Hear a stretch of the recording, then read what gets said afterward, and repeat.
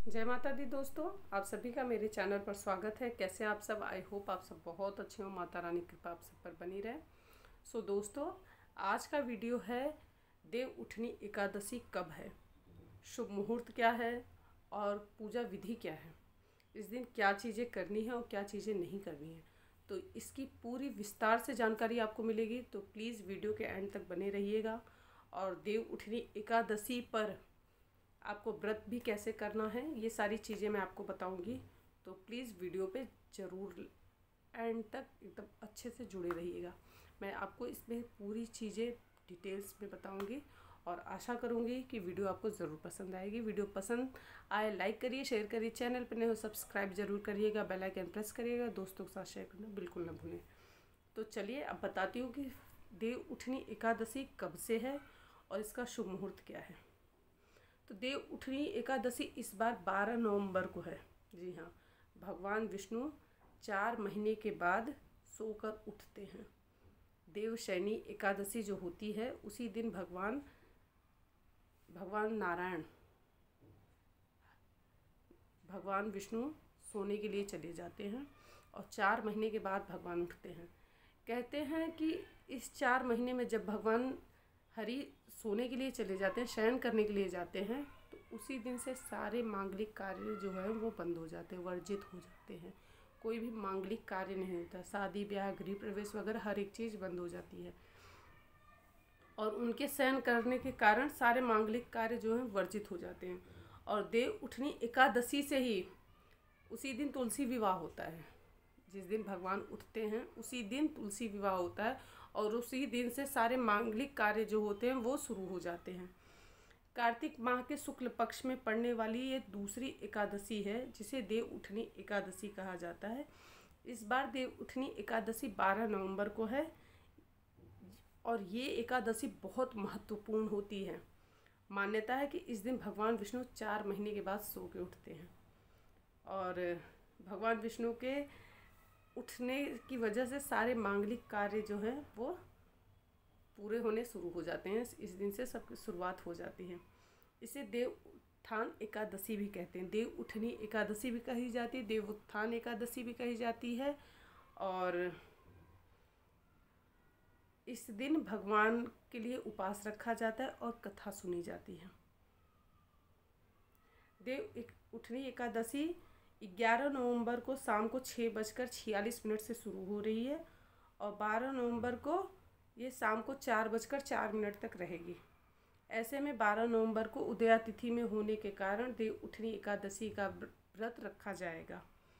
और वहीं इसका पारण 13 नवंबर को 6:42 से लेकर 8:51 के बीच में किया जाएगा सुबह के समय। तो अब सबसे पहले पूजन विधि आप जान लीजिए, पूजा विधि क्या होगी।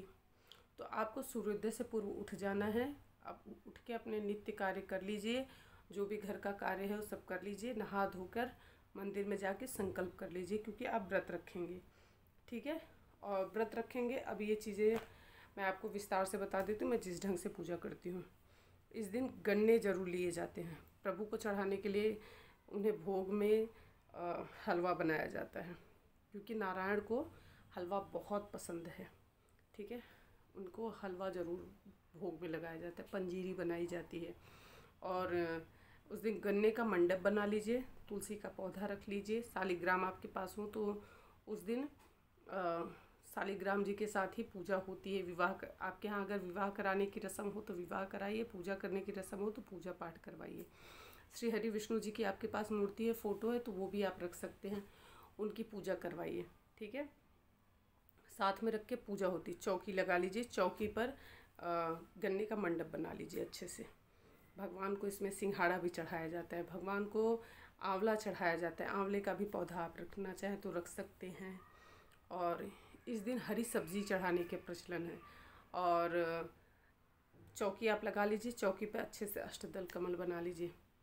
आप श्री हरि विष्णु जी की भी मूर्त रख सकते हैं। आपके पास शालिग्राम है तो उन्हें भी तुलसी मैया में ही रख दीजिए अच्छे से। तुलसी मैया को अच्छे से तैयार कर दीजिए, चुनरी वगैरह पहना के। नारायण के लिए पीले वस्त्र ले आइए और गठ जोड़ने के लिए भी एक पीला वस्त्र और एक लाल वस्त्र चाहिए जो माँ तुलसी पे और नारायण पे डाला जाता है। इस दिन गठबंधन जरूर किया जाता है। और माँ तुलसी को आपको पता है इसी दिन सिंदूर चढ़ाया जाता है।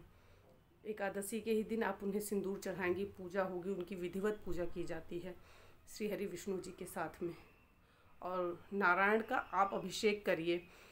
दक्षिणावर्ती शंख में आपको दूध, दही, घी, शहद, चीनी डालकर या गन्ने का रस मिल जाए, पुरुष सूक्त के 16 मंत्र से नारायण का अभिषेक करना है आपको। और उसके बाद उन्हें नए वस्त्र धारण कराइए, उनकी स्थापना करिए। तो सबसे पहले हम गणेश जी का पूजन करेंगे, कलश की स्थापना करिए, फिर आप कलश की पूजा करेंगे।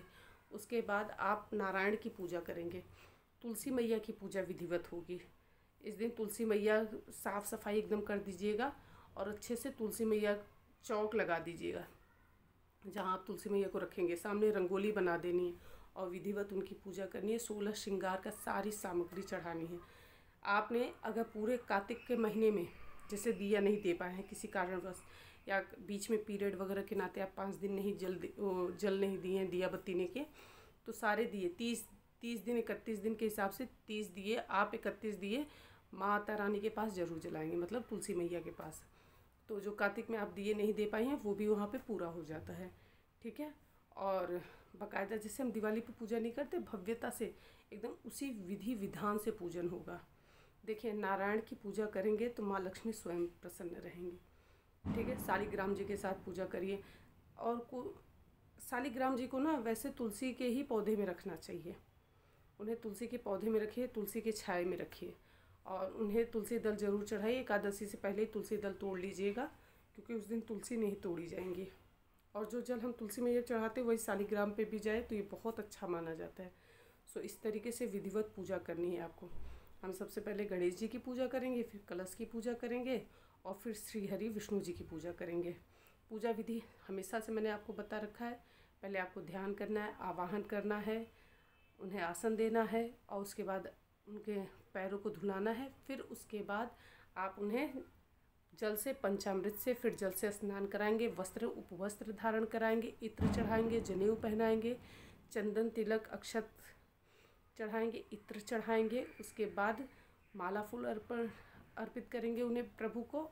और फिर धूप, दीप, नैवेद्य, जल और पुंगी फल यानी पान का बीड़ा, फिर उसके बाद जल, फिर उन्हें आप दक्षिणा समर्पित करेंगे और अर्घ देंगे। फिर उसके बाद कपूर से सबसे लास्ट में आरती की जाती है। सो इस प्रकार से विधिवत आपको पूजा करनी है। पूजन में मैंने आपको बता दिया, आप मिठाई पीले कलर की मिठाई भी मंगा सकते हैं, हलवा ज़रूर बनाइएगा। और इस दिन आंवला चढ़ता है, भगवान जी को हरी सब्जियां भी चढ़ाई जाती हैं। और फल 5 प्रकार के फल मंगा लीजिए, गन्ना रहेगा ही, गन्ने का मंडप बनता है अच्छे से। इसी दिन से गन्ना, हमारे यहाँ तो गन्ने कहते हैं, उससे पहले गन्ना के खेत में हम लोग गन्ने तोड़ नहीं सकते। इसी दिन से जब पूजा हो जाती है ना, तो फिर उसके बाद हम गन्ना तब तोड़ सकते हैं खेत में से, नहीं तो इससे पहले नहीं, क्योंकि उस दिन खेत में भी पूजा होती है अच्छे से, प्रॉपर तरीके से हम लोगों के यहाँ तो होती है। और फिर उसके बाद आप हरी सब्जी चढ़ाएंगे, सिंघाड़ा भी ज़रूर चढ़ता है इस दिन। कमल पुष्प मिल जाए तो अति उत्तम है। श्री हरि विष्णु जी को ज़रूर चढ़ाएं। माँ तुलसी मैया को भी पूरा 16 श्रृंगार चढ़ाएं, बाकायदा उनका श्रृंगार करें। मैंने अपने पिछले वीडियो में बता रखा है, डिस्क्रिप्शन में मैं दे दूँगी बाकायदा कि उसमें मैंने कैसे पूजा की है। मैं सारी चीज़ें उसमें डिस्क्रिप्शन में लिंक दे दूँगी, तो आप वहाँ से वीडियो ज़रूर वॉच कर लीजिएगा। सो इस तरीके से पूजा पूरी पूर्ण होती है। एकादशी के दिन क्या चीज़ वर्जित है, क्या नहीं करना चाहिए, इस दिन चावल भूल कर भी न करें। हाँ, एक चीज़ और, पूजा में यहाँ चावल का उपयोग नहीं किया जाएगा। अष्टदल बनाने के लिए हम चावल का उपयोग करते हैं, या कलश में हम जो ऊपर प्लेट में चावल भर के रखते हैं तो चावल का उपयोग होगा ही नहीं। तो अब आप सोचेंगे अब क्या यूज़ कर सकते हैं, गेहूँ और सफ़ेद तिल, इसका इस्तेमाल आप कर सकते हैं। आप सफ़ेद तिल चढ़ाइए, आप वहाँ पर गेहूँ चढ़ा सकते हैं, गेहूँ से पूजा होगी। इस तरीके से पूजा पाठ आप करेंगे। और इस दिन नॉनवेज वगैरह प्लीज़ जिनके भी घर में बनता हो वो अवॉइड कर दीजिए। वैसे तो प्लीज़ सारी चीज़ें नहीं इस्तेमाल करनी चाहिए, नहीं खानी पीनी चाहिए, लेकिन क्या कहें। और इस दिन चावल भूल कर भी न बनाएं। इस दिन चावल न खाना चाहिए न बनाना चाहिए। तो इस दिन व्रत हो सके तो एकादशी का व्रत सब रखें। एकादशी का व्रत करना बहुत ही शुभ होता है। आप एकादशी का व्रत रखिए। चौखट की पूजा करना बिल्कुल ना भूलें। जी हाँ, मेन डोर आपका, वहाँ चौखट की पूजा ज़रूर करनी चाहिए, ठीक है। और रंगोली बनाएं। रंगोली बनाने के बाद वंदनवार वगैरह अच्छे से सजाएं। नारायण का आपके घर में निवास हो, माँ लक्ष्मी के साथ सदैव आपके घर में विराजमान रहें।